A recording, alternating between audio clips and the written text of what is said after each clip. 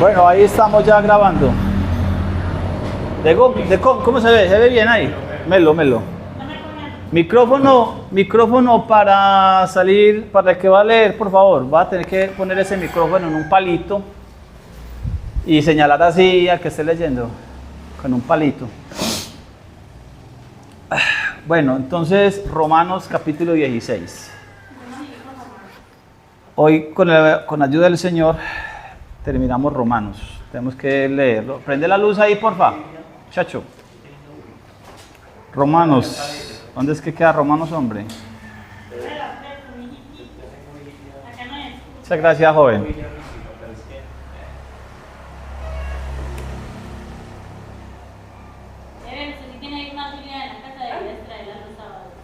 Más Biblias. Buena idea, excelente idea.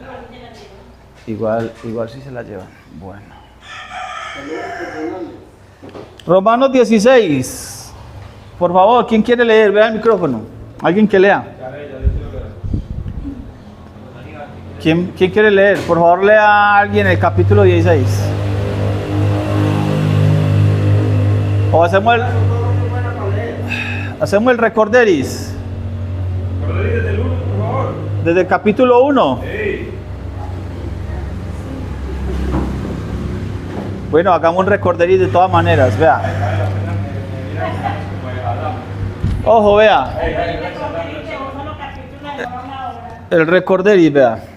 Dice aquí, antes de que... ¿Quién va a leer el capítulo 16? Para que coja el micrófono de una vez. Vea, llévele el micrófono, hágame el favor. Mire, vea. Capítulo 14, recibid al débil en la fe sin criticar sobre opiniones. Capítulo 14, 1. El 15, 1. Así los que somos más fuertes debemos sobrellevar las flaquezas de los débiles y no agradarnos a nosotros mismos. Está hablando del mismo tema.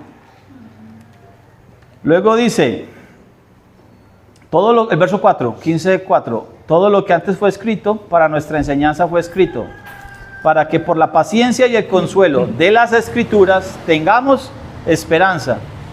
¿Cuáles escrituras? Las que existían en ese tiempo, el Antiguo Testamento. Pablo apenas está escribiendo la carta a Romanos. Pablo apenas están escribiendo cartas, entonces el Nuevo Testamento no existe. Entonces Pablo está diciendo, todo lo que antes fue escrito, ¿a qué se refiere? Al Antiguo Testamento. Para nuestra enseñanza fue escrito. Oiga, para que por la paciencia y el consuelo de las Escrituras tengamos esperanza. Verso 6, para que unánimes a una voz glorifiquéis al Dios y Padre de nuestro Señor Jesucristo, aceptados los unos a los otros, también como Cristo nos aceptó para gloria de Dios, ¿cierto? Y empieza a hablar, empieza a decir, va a leer de corrido, digo pues que Cristo Jesús se puso al servicio de los circuncidados, la palabra ahí es diácono, digo pues que Cristo Jesús se puso como diácono, para los de la circuncisión, para los circuncidados, para los del judaísmo, para mostrar la verdad de Dios, para confirmar las promesas hechas a los padres, para que los gentiles glorifiquen a Dios por su misericordia, como está escrito, por tanto te confesaré entre los gentiles y cantaré a tu nombre, y empieza a dar una cantidad de versos de ahí para adelante que están en las Sagradas Escrituras. El verso 10 dice uno, en el verso 11 dice otro, en el verso 12 dice, Isaías dice, aparecerá la raíz de Isaí, se levantará para regir a los gentiles esperarán en él.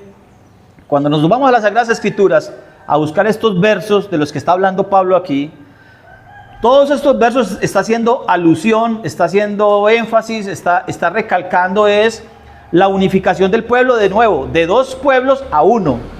Cuando leemos todos esos pasajes que Pablo cita aquí de las Sagradas Escrituras, desde el verso 9 en adelante, 15:9, todos estos textos que está citando de aquí en adelante están en el Antiguo Testamento, están en Isaías, están en Deuteronomios, ¿cierto?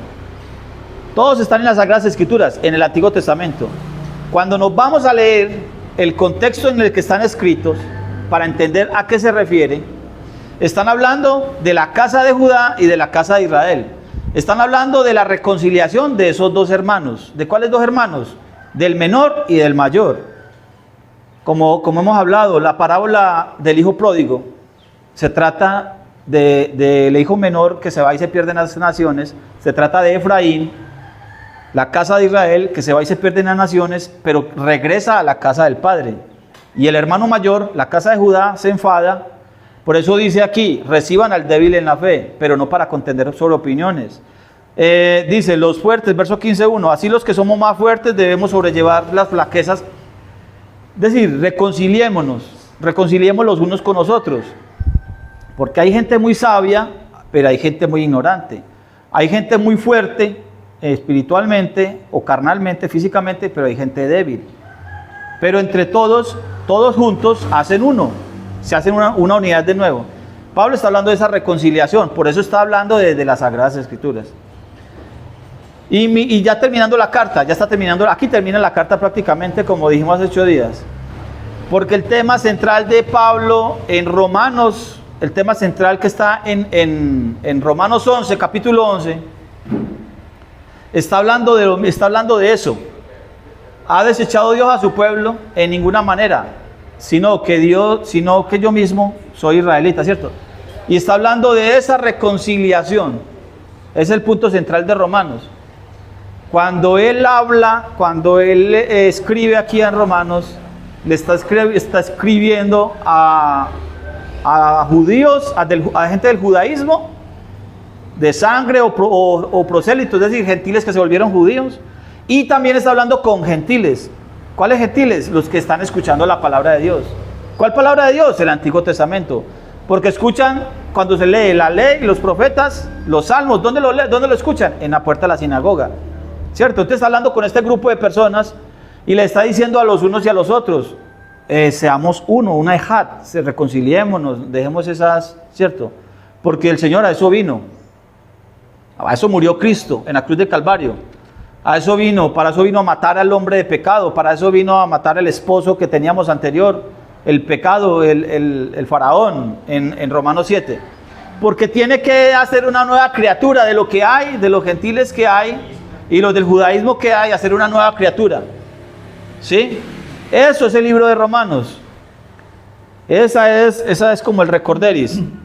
Capítulo 16, lo leemos de corrido, por favor, compañero. Os recomiendo además nuestra hermana Febe, la cual es diaconisa de la iglesia en Cencrea, que la recibáis en el Señor como es digno de los santos, y que la ayudéis en cualquier cosa en que necesite de vosotros, porque ella ha ayudado a muchos y a mí mismo. Saludad a Priscila y a Aquila, mis colaboradores en Cristo Jesús, que expusieron su vida por mí, a los cuales no solo yo doy gracias, sino también todas las iglesias de los gentiles. Recuerden los nombres, Priscila y Aquila, que por allá cuando estemos en Hechos vamos a hablar de ellos. Saludad también a la iglesia de su casa. Saludad a Epeneto, amado mío, que es el primer fruto de Acaya para Cristo. Saludad a María, la cual ha trabajado mucho entre vosotros. Saludad a Andrónico y a Junías, mis parientes y mis compañeros de prisiones, los cuales son muy estimados entre los apóstoles y que también fueron antes de mí en Cristo. Saludad a Amplías, amado mío en el Señor. Saludad a Urbano, nuestro colaborador en Cristo Jesús, y a Estaquis, amado mío. Saludad a Apeles, aprobado en Cristo. Saludad a los de la casa de Aristóbulo. Saludad a Herodión, mi pariente.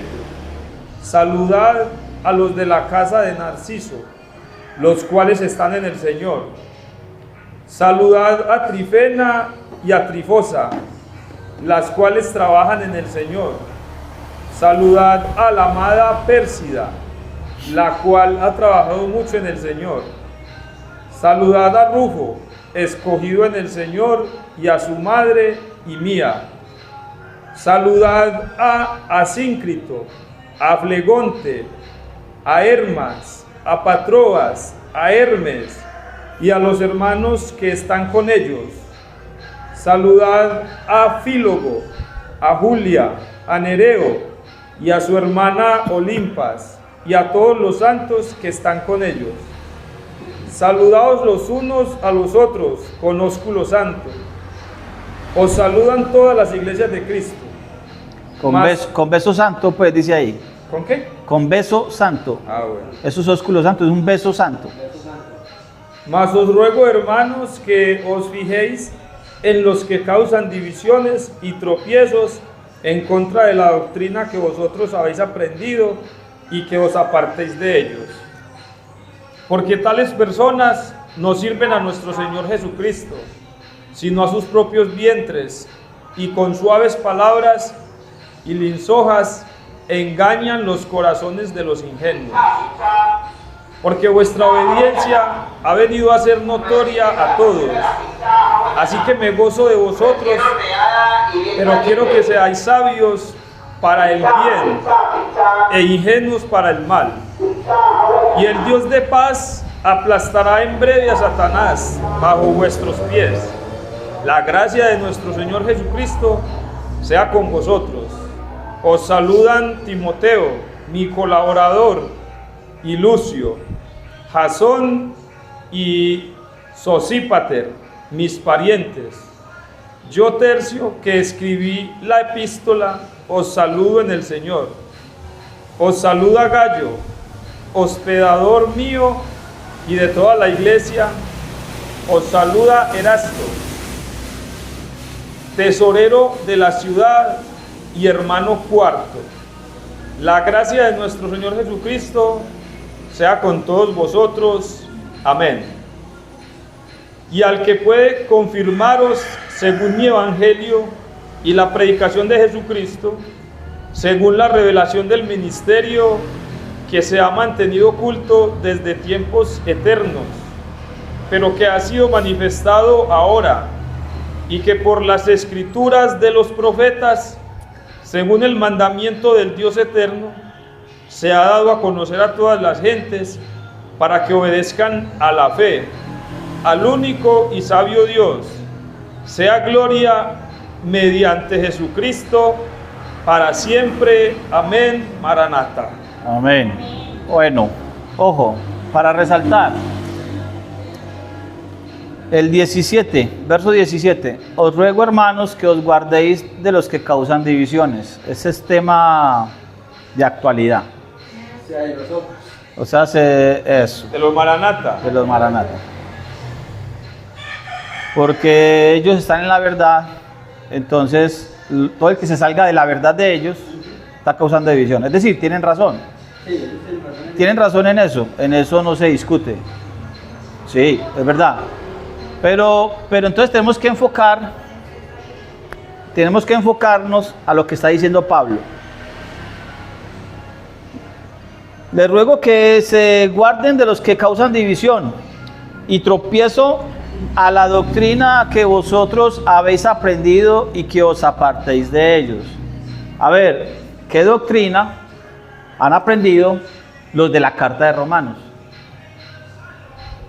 Por ejemplo, si el campamento cristiano dice que la ley es una maldición, que la ley no hay que obedecerla, que la ley ya pasó, que la ley fue crucificada en la cruz del Calvario, ¿qué piensa Pablo de esas palabras, de ese cristianismo, entre comillas, que dice eso?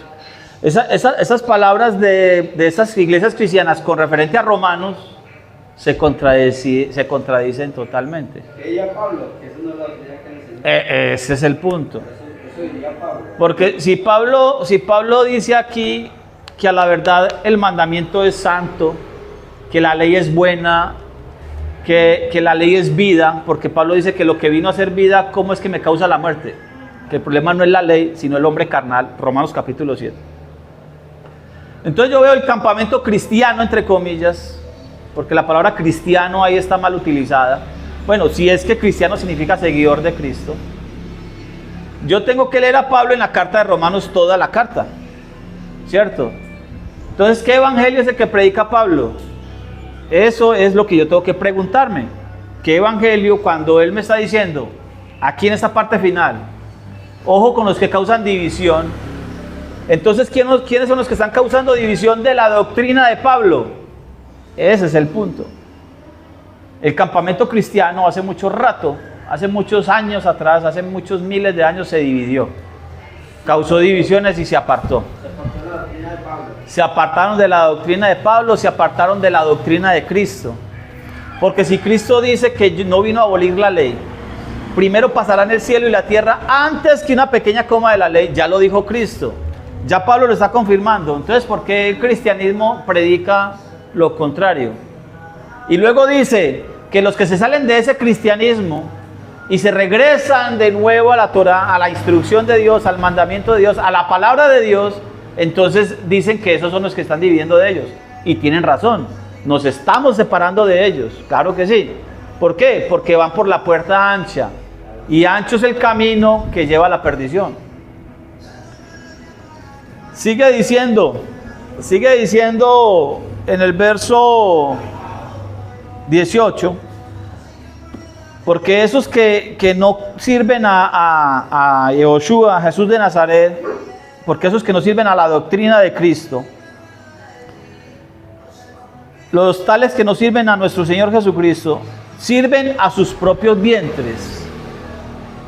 Sirven a sus propios vientres. Y aquí podríamos hablar una cantidad de cosas que pasan a iglesias cristianas, que no necesitamos hablar mucho, simplemente es salir y mirarlos en qué hacen, cómo hacen, que es muy importante para ellos, sus templos, sus áreas acondicionados, sus pisos, cerámicas, no sé qué, sus carros últimos modelos. Hay una cantidad de cosas que hablar, pues, hay una cantidad de barbaridades que yo me tengo que morder la lengua para que no me digan que soy un amargado, sino que Pablo está hablando de eso. Sirven a sus propios vientres, como sus trajes de 300, de 1,5 millones de pesos, pues está bien que los utilicen, pero eso es muestra de que sirven a sus vientres. Eso es la muestra de que sirven a sus propios vientres. Cuando andan más preocupados por el letrero afuera, por el edificio físico que por el templo del Eterno, porque les interesa mucho el barrer de pronto, tener piso de cerámica, pero no les interesa la obediencia al mandamiento y comen lo que no es comida y qué sé yo, y miles de cosas. Entonces no sirven al Evangelio de Jesucristo, verso 18, sino a sus propios vientres, y con suaves palabras y lisonjas engañan a los de corazón simple, dice la versión mía. Con muchas elocuencias, con muchos sermones, porque lo importante es eso, la elocuencia politiquera. Eso de allá vengo yo, de un grupo de esos,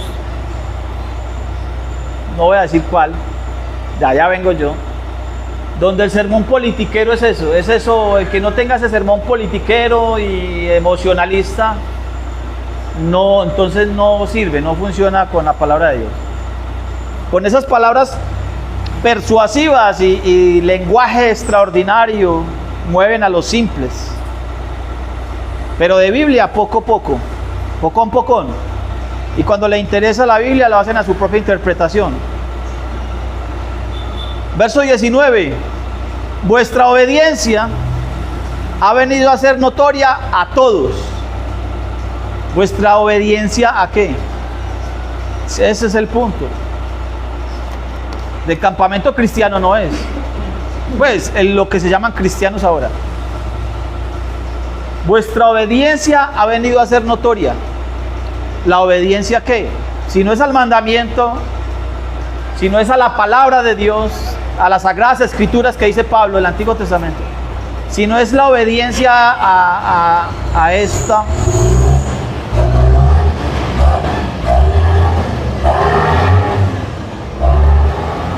¿a qué podrá ser? Vamos a ver qué dice más adelante. Estoy pues contento de vosotros, pero quiero que seáis sabios para el bien e inocentes acerca del mal. El Dios de paz aplastará muy pronto a Satanás bajo nuestros pies, al adversario.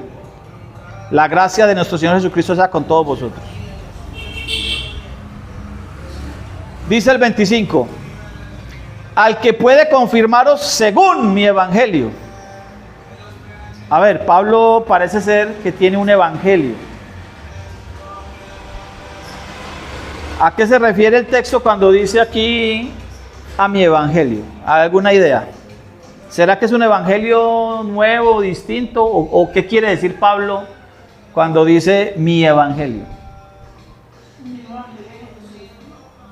El mismo evangelio de Jesucristo. Pero ¿por qué Pablo dice mi evangelio?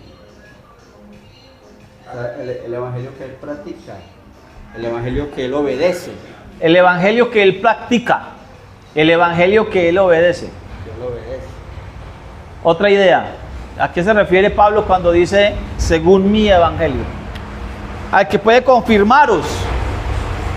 ¿A qué se refiere con al que puede confirmaros? ¿De quién está hablando? De Yehoshua, de Jesús de Nazaret. Según mi evangelio y la predicación de Jesucristo, que según la revelación del misterio oculto desde los tiempos eternos, pero manifestado ahora, y que mediante las escrituras, y aquí escritura aparece mayúscula, está hablando del Antiguo Testamento, de los profetas, y por disposición del eterno Dios Todopoderoso se ha dado a conocer a todas las naciones para que obedezcan a la fe. ¿De qué está hablando Pablo? Está hablando de lo mismo que está hablando en toda la carta de Romanos, y estamos en el penúltimo verso. ¿Cuál es el misterio oculto? ¿Cuál es el evangelio que se viene a predicar? ¿Cuál es el evangelio que se predicó desde tiempos atrás? ¿Cuál es el evangelio que se predicó en el Antiguo Testamento? ¿Cuál es el evangelio que se le predicó a Abraham? Porque a Abraham se le predicó el evangelio. ¿Cuál es el evangelio que se predica en Hebreos 4 cuando dice que a los hijos de Israel cuando salieron de Egipto se les predicó el evangelio? Y estaban apenas saliendo de Egipto. ¿Cuál es la revelación del misterio oculto? Efesios 3. Efesios 3. ¿Cuál es el misterio oculto desde tiempos antiguos? Que ha venido a ser revelado, que ha sido manifestado ahora, y que mediante las escrituras y los profetas, por disposición del Dios eterno, se ha dado a conocer a todas las naciones. Efesios capítulo 3, verso 1. Por esto os escribo, yo, Pablo, Efesios capítulo 3, verso 1. Prisionero de Cristo Jesús, por amor a vosotros los gentiles, a Efraín. Sin duda habéis oído la misión de la gracia de Dios que me ha sido dada para vuestro beneficio. Mediante una revelación me fue declarado el misterio, como acabo de escribiros brevemente. Leyendo eso podéis entender mi conocimiento del misterio de Cristo, que en las generaciones pasadas no se dio a conocer a los hombres en la forma, es decir, no es que no se haya revelado, sino que no se ha dado a conocer en la forma revelada ahora. Porque Hebreos, por ejemplo, dice, Dios, habiendo hablado de muchas maneras en tiempo atrás a nuestros padres, habló por los profetas, pero ahora nos ha hablado por Hijo. Es decir, no es que no le haya hablado del misterio, no, sí, porque el Evangelio se le anunció, sino de esta manera. El verso 5 dice, revelada no se dio a los hombres sino en esta forma, revelada por el Espíritu a sus santos apóstoles y profetas. Ese misterio consiste en que los gentiles sean coherederos, miembros del mismo cuerpo y partícipes de la promesa en Cristo por medio del Evangelio. De ese Evangelio fui hecho ministro por el don de la gracia de Dios que me ha sido dada por la operación de su poder. Pablo está diciendo lo mismo en Romanos. Hay una revelación del misterio oculto. ¿De qué habló Pablo en toda la carta de Romanos? De la reconciliación de Efraín con Judá. Es el mismo tema. Lo puede buscar, lo puede leer, lo puede indagar. El que le diga otra cosa, si no le muestra por a la luz de las Escrituras, está por fuera, está mirando fuera del tiesto. Pablo está hablando del mismo tema. A eso vino Yehoshua, a eso viene el Mesías, a eso viene el Cristo. A buscar a las ovejas perdidas de la casa de Israel que se gentilizaron, se volvieron gentiles. Y por eso tiene que pagar el precio para volverlos a reconciliar, a volverlos hijos de nuevo, porque dejaron de ser hijos. Porque el hijo pródigo dijo, dame la herencia, dame la herencia. Cuando dijo, deme la herencia, y el padre le da la herencia, dejó de ser hijo. Cuando el hijo pródigo recibe la herencia, renunció a ser hijo. Ya recibió su herencia, ya se fue.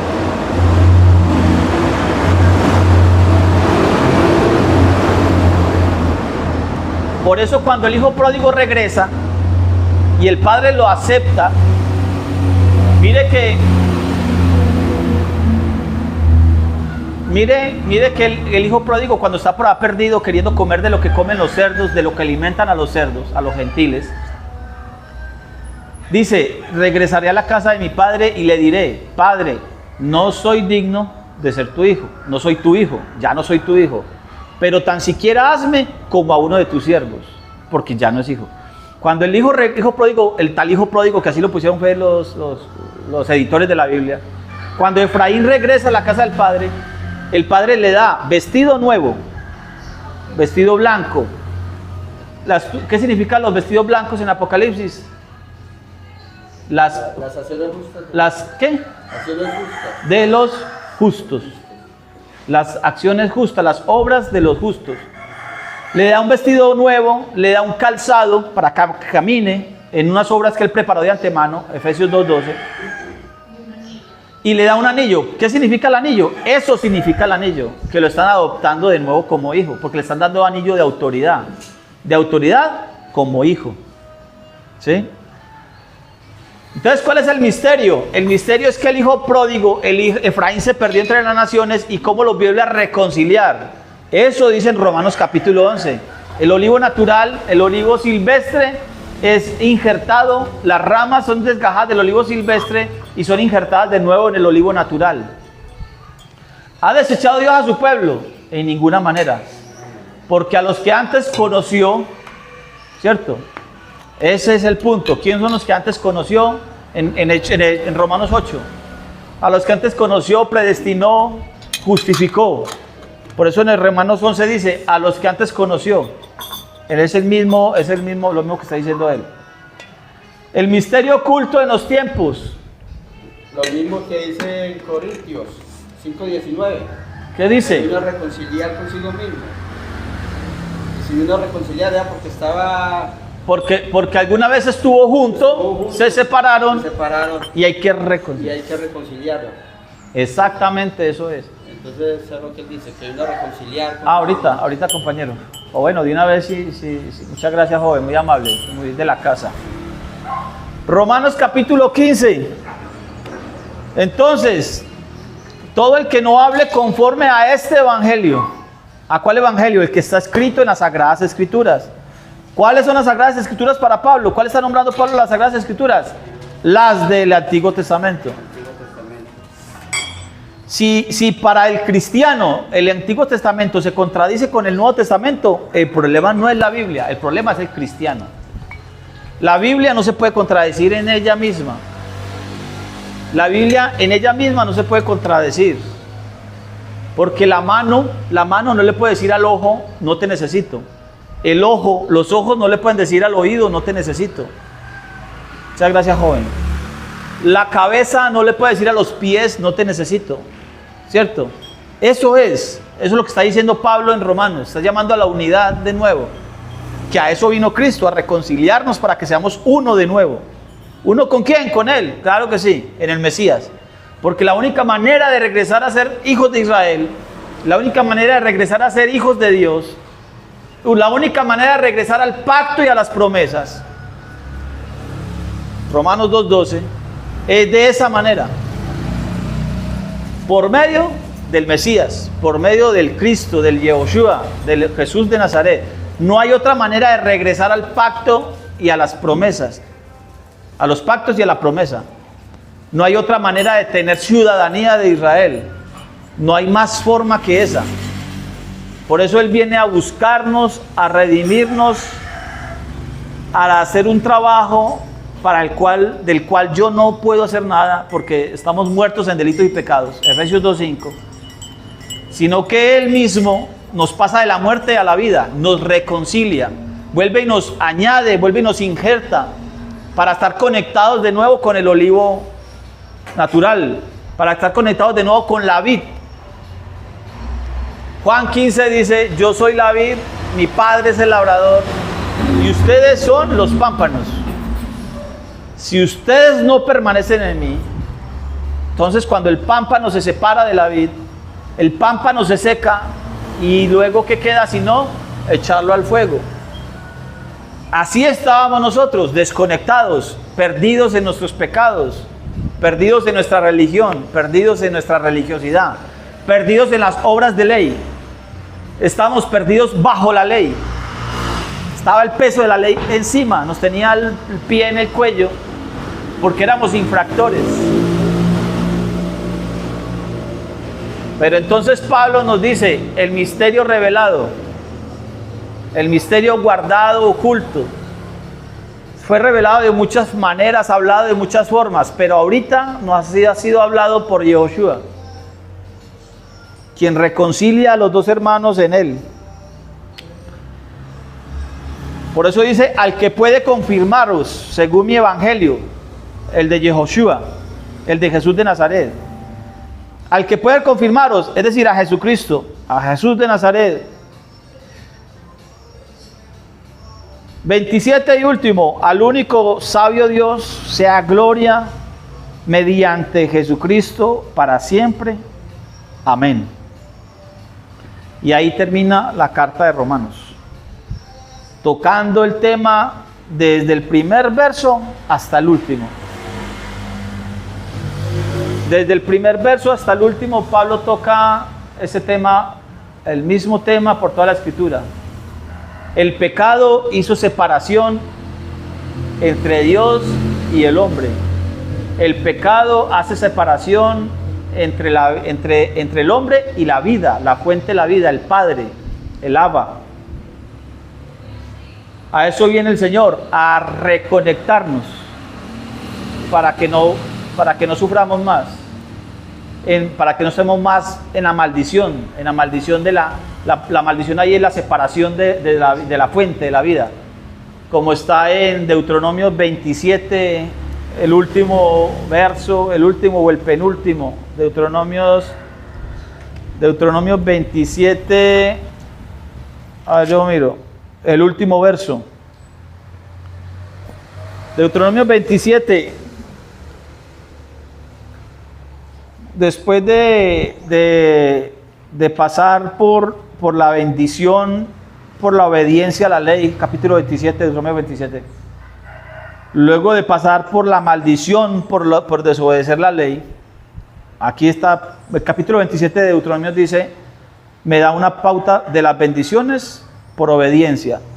Y me da la pauta, me dice la consecuencia de la desobediencia, que es la maldición.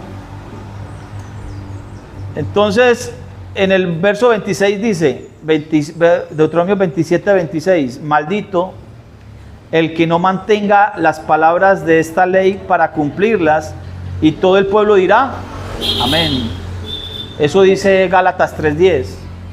Todo el que depende de las obras de la ley, todo el que depende de su esfuerzo, todo el que depende de su religión, de su religiosidad, todo el que depende de las cosas del hombre, todo el que depende de las obras de ley, de las caridades o qué sé yo, está bajo maldición. ¿Por qué? Porque la ley dice, maldito todo aquel que no permaneciere en todas las cosas escritas en el libro de la ley para hacerlas. Eso está en Deuteronomio 27, 26. La palabra maldito en hebreo ahí es arar o arur. por si la quieren escribir. Depende de quien la traduzca, le pone arar o arur. Y la palabra arar, maldición, significa desconectado. Por eso cuando se desobedece el mandamiento, se cae en maldición. ¿Por qué? Porque se desconectó. Se desconectó de la fuente. Esa es la maldición de la ley. La maldición de la ley es esa, el estar desconectado de la fuente de la vida. Porque este mandamiento que yo pongo delante de ti, Deuteronomios capítulo 30, este mandamiento que yo pongo delante de ti, verso 11, no es demasiado difícil para ti ni está lejos. Primera de Juan 5:3 dice lo mismo. No está en el cielo para que digas quién subirá por nosotros y lo traerá y explicará para que lo cumplamos. Ni está al otro lado del mar para que digas quién cruzará el mar y lo traerá para que nos lo explique a fin de que lo cumplamos. Porque la palabra está muy cerca de ti, en tu boca, en tu corazón, para que la cumplas. Aquí tenemos, cada uno tiene una Biblia en su mano. Verso 15. Mira que pongo la vida y la felicidad, la muerte y la desgracia. Porque hoy te mando, es un mandamiento, te mando que ames al Señor tu Dios, que andes en sus caminos, que guardes sus mandamientos, sus normas, preceptos, para que vivas. El mandamiento es para vida. Levítico 18:5. Andando en ellos tendremos vida. El mandamiento es para vida. Por eso cuando desobedecemos somos desconectados de la vida, del Padre, no de la ley, sino del Padre. Del Padre. Romanos es eso. Volvemos, cada uno puede estarlo leyendo en su casa y vuelve y lo repite y tenga en conciencia eso. Es de la reconciliación con el Padre, es de la reconciliación con nuestro hermano. Usted lo puede mirar desde la parábola que quiera, pero siempre es de reconciliación, de reconectar. De reconectar, ¿por qué? Porque alguna vez estuvo conectado, se perdió, se desconectó y hay que volverlo a conectar. Hechos capítulo 1. Empecemos Hechos capítulo 1. ¿Cuánto tiempo llevamos de grabación ahí de cómo? Hágame el favor ahí, muchachos.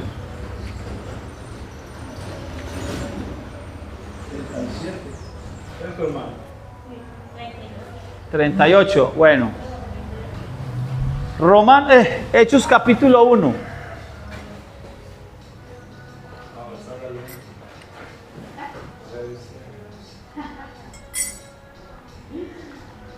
Este café está rico.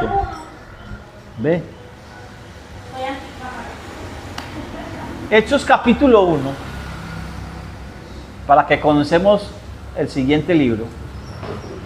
Ojo, nosotros ya leímos desde Apocalipsis 12 hasta terminar. Leímos Gálatas desde el capítulo 1 hasta terminar, hasta el 6. Y ahora terminamos Romanos desde el 1 al 16. Vamos a comenzar el tercer libro completo. Hemos avanzado mucho. Uf. Imagínense cuánta Biblia hemos repasado. ¿Cuánta Biblia hemos repasado? Hechos capítulo 1.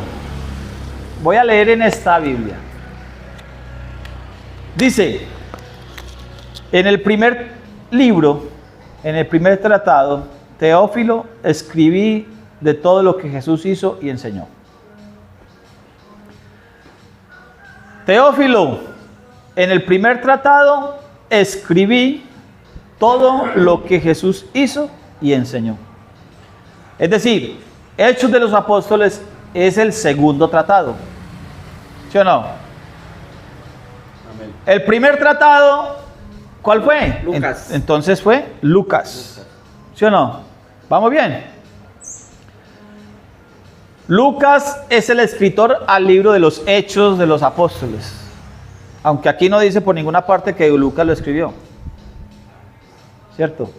Pero cuando uno lee esto y los teólogos que escriben cosas y estudian y bueno, ustedes reconocen y ninguno dice que no. Todos están de acuerdo con que Lucas escribió Hechos de los Apóstoles.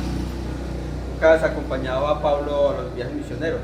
Lucas era discípulo de Pablo, acompañaba a Pablo en muchos de sus viajes misioneros, lo acompañó, y lo que sí se sabe es que lo acompañó hasta en la cárcel estuvo, en el último momento.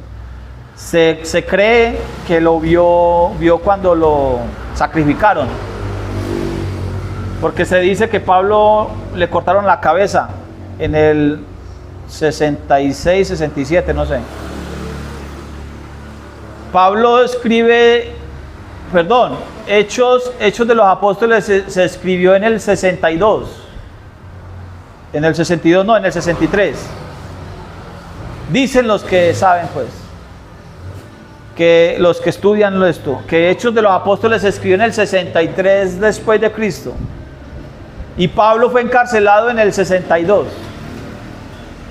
Ojo. Verso 1. En el primer tratado, en el primer libro, Teófilo, te escribí de todo lo que Jesús hizo y enseñó.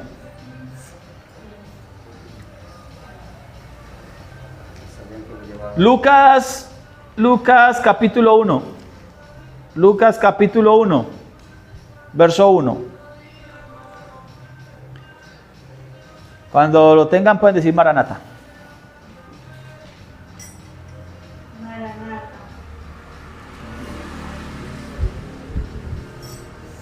Oiga, este café está rico, hombre. Lucas capítulo 1, verso 1. Excelentísimo Teófilo, muchos han procurado contar en orden los hechos ciertos cumplidos entre nosotros. Ojo, présteme atención. Excelentísimo Teófilo, muchos han procurado contar en orden los hechos ciertos o ciertísimos cumplidos entre nosotros, tal como los transmitieron los que desde el principio fueron testigos oculares y ministros de la palabra. ¿De cuál palabra? De la de Dios. La que existe en ese momento. ¿Cuál existe? El Antiguo Testamento. Siempre vamos a redundar en lo mismo. No es que el Nuevo Testamento no tenga autoridad ni vigencia para nosotros, claro que sí. En ese momento para nosotros el Nuevo Testamento tiene vigencia, total vigencia. Pero siendo claros con la exégesis o la hermenéutica, están hablando del Antiguo Testamento. Ojo, verso 3. Después de haber investigado todo con diligencia desde su origen, me ha parecido bien escribírtelo en orden, para que conozcas la solidez de las enseñanzas que has recibido. ¿Por qué me vine para Lucas? Porque Lucas me está mandando para allá. Cuando yo leo Hechos de los Apóstoles, me tengo que devolver a leer lo que Lucas le dijo la primera vez a Teófilo. ¿Qué le está diciendo a Teófilo? ¿Qué le está diciendo Lucas a Teófilo en Lucas? Le está diciendo, Teófilo, usted fue enseñado en algo, le contaron una historia. Ojo, se la contaron.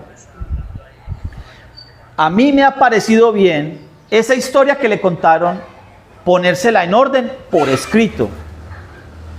Cuando dice por orden, en orden, ¿a qué se está refiriendo Lucas? Me parece a mí que se refiere a orden cronológico de cómo suceden las cosas. Por eso cuando comienza el Evangelio de Lucas, comienza antes del nacimiento de Jesucristo, antes del nacimiento de Yahushua. Ustedes sigan leyendo y se van a dar de cuenta que Lucas tiene un orden cronológico. En esa misma idea,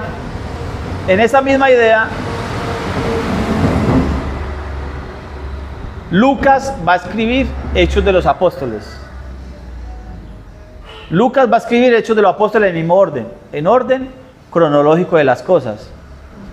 Es decir, lo que pasó en Hechos 10 es antes de lo que pasó en Hechos 12. Lo que pasó en Hechos 2 es antes de lo que pasó en Hechos 10. ¿Sí? Cuando él habla Y eso se denota desde el principio, cuando comienza Lucas a escribir, hasta lo último. Lucas pone el personaje principal o el héroe de Hechos de los Apóstoles. ¿Quién es? El que pelea, el que esgrime, el que la capa. ¿Quién es el personaje? Saulo de Tarso, Pablo de Tarso. Porque si usted se fija, termina con la historia de Pablo. Lucas tiene que nombrar a Pedro, tiene que nombrar a Bernabé, claro que sí, tiene que nombrar a Jacobo, claro que sí, pero Lucas tiene como personaje principal a Pablo. Cuando habla de Pedro es porque aconteció algo con Pablo o se acercó al tema. Cuando habla de Bernabé es porque tocó el tema para poder llegar a Pablo. Siempre es el mismo asunto. La predicación de Pablo es el eje central en Hechos. Pues para Lucas, todo lo que sucedió es hasta Pablo. Por eso termina con la muerte de Pablo. Claro que él no lo dice ahí, pero termina con el final. Lucas, por algún motivo no...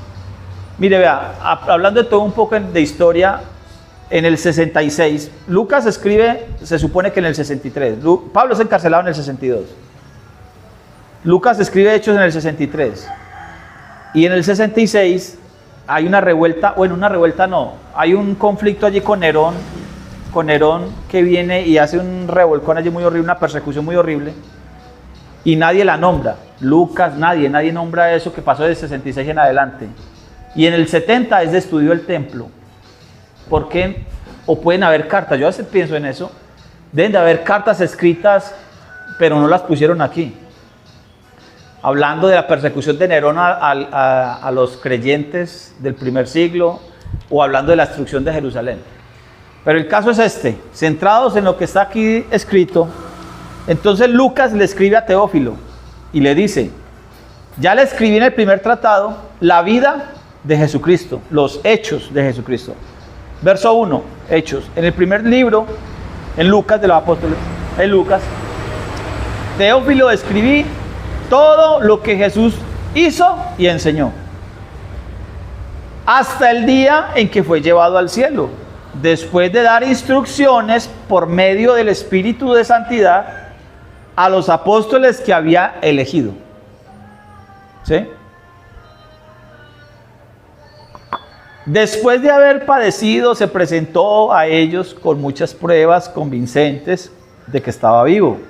Se les apareció durante 40 días y les habló del reino de Dios.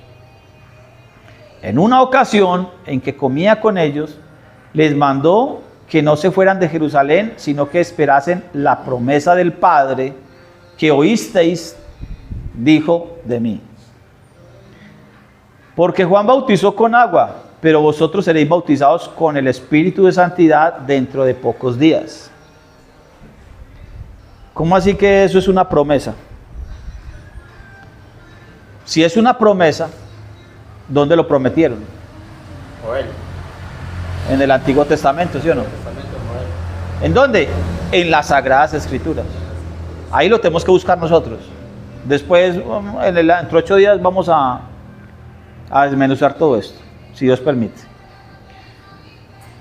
Verso 6. Entonces los que se habían reunido le preguntaron, Señor, está relatando Lucas a Teófilo, ¿no? Entonces los que se habían reunido le preguntaron, Señor, ¿restituirás el reino a Israel en este tiempo? Él contestó, no os toca a vosotros saber los tiempos o las épocas, pone la Biblia mía, esta es Reina Valera 2000, que el Padre puso en su sola potestad, pero recibiréis poder cuando venga sobre vosotros el Espíritu de Santidad y me seréis testigos en Jerusalén, en Judea, en Samaria y hasta lo último de la tierra. Después de decir esto, Jesús fue elevado a la vista de ellos y una nube lo ocultó de sus ojos. Mientras miraban fijamente cómo se iba al cielo, se pusieron junto a ellos 2 varones vestidos de blanco. Y les dijeron: Galileos, ¿por qué quedáis mirando al cielo? Este mismo Jesús que ha sido llevado de vosotros al cielo volverá del mismo modo en que lo habéis visto ir al cielo. Entonces los discípulos volvieron a Jerusalén desde el monte de los Olivos, que está cerca de Jerusalén, camino de un sábado. En la versión mía, en la Biblia mía dice como 1.1 kilómetros más o menos. Y cuando entraron, subieron al aposento alto donde se alojaban. Ojo, ¿quiénes se alojaban en el aposento alto? Se alojaban Pedro, Juan, Santiago, Andrés, Felipe, Tomás, Bernabé, Mateo, Santiago hijo de Alfeo, Simeón, Celote, Judas, hermano de Santiago. ¿Cuántos son? 11. Se alojaban 11. Todos estos perseveraban unánimes en oración y ruego con las mujeres, con María, la madre de Jesús, y con los hermanos de Jesús. Ojo, ¿dónde perseveraban en oración? ¿En el aposento alto? No. No perseveraban en el aposento alto. ¿Dónde se hacían las oraciones? Templo. En el templo. No, hermano, es que aquí dice que en el aposento alto. No, un momentico, ahí no está diciendo que en el aposento alto. Está diciendo, estos regresaron al aposento alto. Y dijo, ¿quiénes se hospedan en el aposento alto? Lo que pasa es que luego dice que todos estos perseveraban junto con ¿quiénes? Con las mujeres. ¿Perseveraban en qué? En oración y en ruego. ¿Cómo? Señor. En la versión israelita nazarena, Sí. dice ese verso 13: y cuando entraron, subieron al piso superior donde se alojaban. Sí. Y ahí cita ya los en el piso superior. Ajá. Está bien, son versiones. Ojo. Lucas capítulo 24. Lucas en el capítulo 1 está redactando el último día que Yehoshua estuvo con los apóstoles. ¿Sí o no? En el capítulo 1 de Hechos de los Apóstoles, Lucas está resaltando, está redactando el último día que Jesucristo estuvo con los apóstoles, el día que ascendió a los cielos.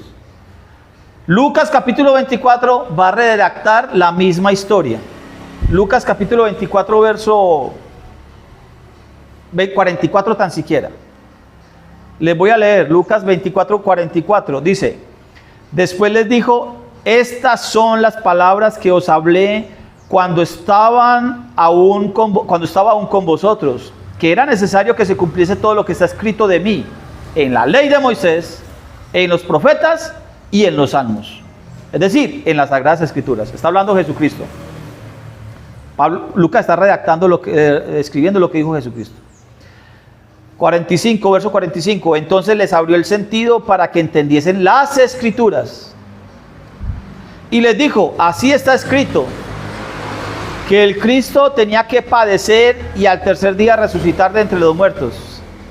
47. Y que en su nombre se predicara el arrepentimiento y el perdón de los pecados en todas las naciones, empezando en Jerusalén. Vosotros sois testigos de estas cosas. Yo os enviaré la promesa de mi Padre. Acuérdense que eso mismo dice en Hechos capítulo 1. Pero permaneced en la ciudad hasta que seáis investidos del poder de lo alto. Es lo mismo de Hechos 1. Ojo. Después Jesús los llevó a Betania y alzando sus manos los bendijo. Y mientras los bendecía, se fue alejando de ellos y fue llevado arriba al cielo. Y ellos, después de haberlo adorado, volvieron a Jerusalén con gran gozo. El último verso que dice: y estaban siempre en el templo alabando y bendiciendo a Dios. Eso mismo está diciendo en Hechos capítulo 1. Tengo que visitar a los señores a las 5:30. Dios los bendiga, pues. Amén, Maranata. Saludes, bienvenido. Ojo. Mírenme, fíjense aquí un momentico.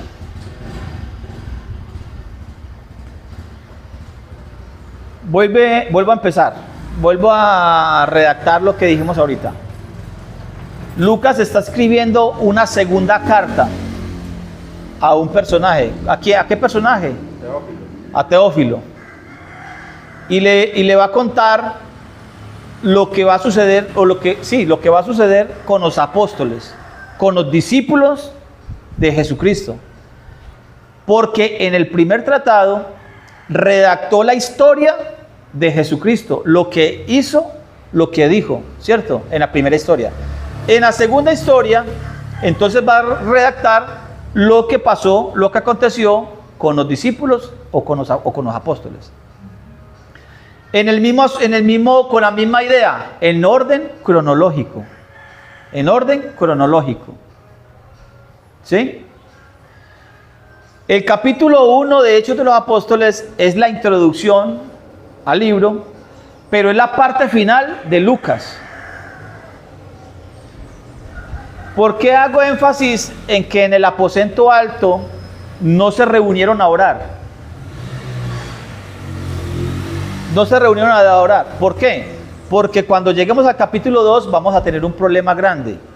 Porque en Pentecostés, la fiesta de Shavuot, estaban reunidos en un lugar en oración, estaban orando como estaban acostumbrados, porque aquí dice que estaban constantemente en la oración, están reunidos en un lugar, y en ese lugar, en Shavuot, que desciende, o llega a ellos, o se manifiesta a ellos el Espíritu de Santidad, y hablan en otras lenguas.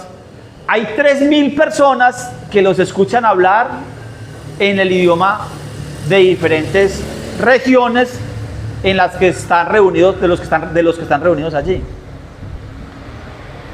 El problema con el aposento alto es que es un aposento que queda alto, un segundo piso, un tercer piso.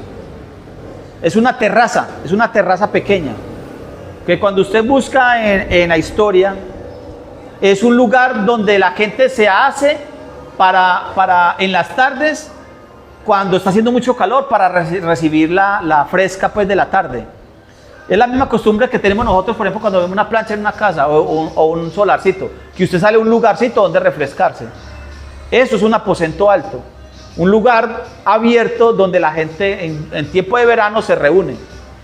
Pero en ese lugar no caben muchos, no caben 120 siquiera, mucho menos van a caber 3.000. Cuando lleguemos a Hechos 2, van a haber 3.000, van a haber en ese sitio donde están ellos reunidos orando, van a haber 3.000 personas que los escuchan a ellos hablar en sus idiomas. Entonces, ¿usted cómo va a meter en una terraza donde no caben sino unas pocas personas? Va a meter esas pocas personas más 120 más 3.000 más. Ese es el problema.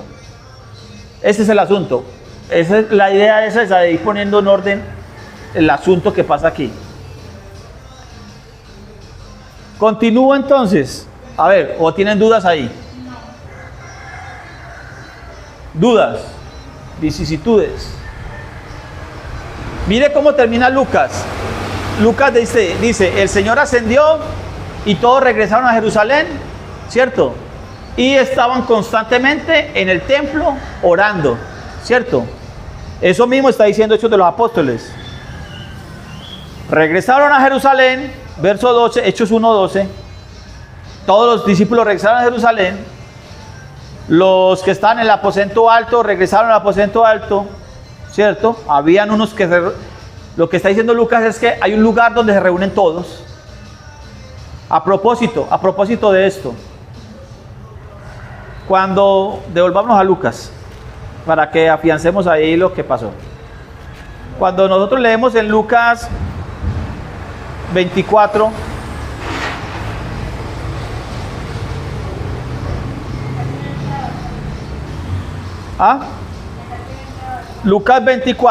Lucas 24, verso 36.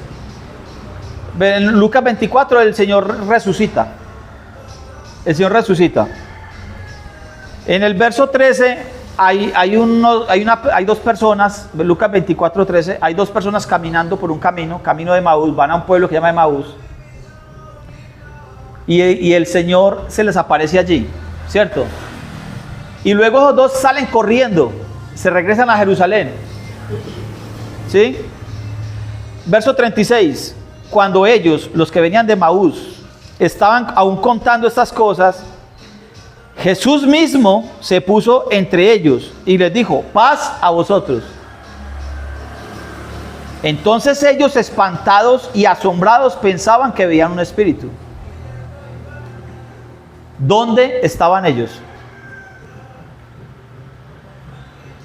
Mire, vea, cuando ellos, lo que está pasando aquí es en un lugar cerrado. ¿Dónde está pasando esto? ¿Dónde está aconteciendo este asunto? Esto está aconteciendo en el aposento alto, donde ellos se reunían. Cuando ellos se devuelven. Los de Emaús se devuelven a encontrarse con los otros que están reunidos en un lugar, encerrados. Y en ese lugar donde están encerrados, aparece en medio de ellos el Señor. Por eso ellos creen, porque no tocó la puerta, ¡hey, soy yo! No tocó la puerta, apareció en medio de ellos, en un lugar cerrado. ¿Sí o no? Lean todo el capítulo 24, léanlo y verá. Le estoy contando la historia. Emaús, ¿cierto? Aparece a los dos, llega hasta la casa, parte el pan y desaparece. Los dos señores estos salen corriendo, se regresan a Jerusalén. ¿Y a dónde llegan? A un lugar donde están los discípulos. ¿Cuáles discípulos? Los que nombra en Hechos capítulo 1. Y nombra a 11. Ustedes lo leen ahí en Hechos, que lo acabamos de leer. Están reunidos ellos en un lugar cerrado. Tocaron la puerta. Ábranos. Entraron. Cuando estaban ellos, Hechos 36. Y cuando ellos estaban aún contando la historia de lo que le pasó anteriormente, camino de Emaús, Jesús mismo se puso entre ellos. Apareció ahí, así como estaban aquí encerrados, y apareció el Eterno ahí, apareció Jesucristo ahí. Entonces ellos mismos, espantados, verso 37, y asombrados, pensaban que veían un espíritu. Verso 38, pero Él les dijo: ¿por qué estáis turbados y suben estos pensamientos a vuestro corazón? Mirad mis manos y mis pies, que yo mismo soy. Palpad y ved que un espíritu no tiene carne ni hueso, como veis que yo tengo. Y al decir esto, les mostró las manos y los pies, y como ellos no acababan de creerlo a causa del gozo y el asombro, les preguntó: ¿tenéis aquí algo de comer? Entonces le dieron parte de un pescado asado, y él lo tomó y comió ante ellos. Después les dijo: estas son las palabras. Eso ya lo leímos ahorita. ¿Sí ven? ¿Sí o no?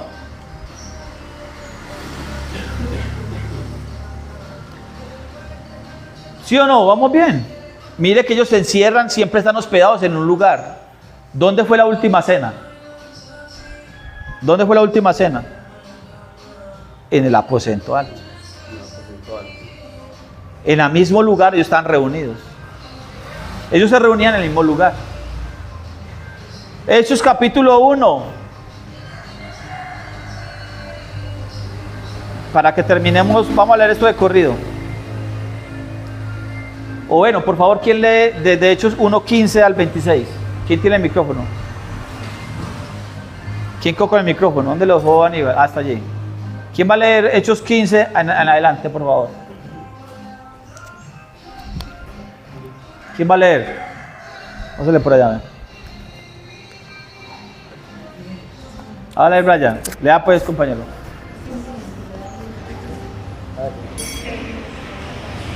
Hechos 15, Hechos 1, del 15 del adelante. En aquellos días Pedro se levantó en medio de los hermanos, y los reunidos eran como 120 en número, y dijo: varones hermanos, era necesario que se cumpliese la escritura en que el Espíritu Santo habló antes por boca de David acerca de Judas, que fue guía de los que prendieron a Jesús, y era contado con nosotros, y tenía parte en este ministerio. Este pues, con el salario de su iniquidad, adquirió un campo, y cayendo de cabeza se reventó por la mitad, y todas sus entrañas se derramaron. Y fue notorio a todos los habitantes de Jerusalén, de tal manera que aquel campo se llama en su propia lengua Aceldama, que quiere decir campo de sangre, porque está escrito en el libro de los Salmos: sea hecha desierta su habitación y no haya quien more en ella. y tome otro su oficio. Es necesario pues que de estos hombres que ha estado juntos con nosotros todo el tiempo que el Señor Jesús entraba y salía entre nosotros, comenzando desde el bautismo de Juan hasta el día en que de entre nosotros fue recibido arriba, uno se ha hecho testigo con nosotros de su resurrección. Y señalaron a dos, a José, llamado Barsabás, que tenía por sobrenombre Justo, y a Matías. Y orando dijeron: Tú, Señor, que conoces los corazones de todos, muestra cuál de estos dos has escogido, para que tome la parte de este ministerio y apostolado de que cayó Judas por transgresión, para irse a su propio lugar. Y les echaron suertes, y la suerte cayó sobre Matías, y fue contado con los 11 apóstoles. Ahí está. Vamos a dejar por ahí para que entre 8 días entonces vamos a volver a desmenuzar esto y lo leamos más completo. Ahora sí. Bueno, no voy a cerrar. Preguntas. Dudas. Inquietudes. Bueno, sí, paremos la grabación para que no se haga muy larga. Despidámonos ahí de Maranata. ¿Cuánto tiempo? Bueno, párelo, ¿cuánto tiempo ve?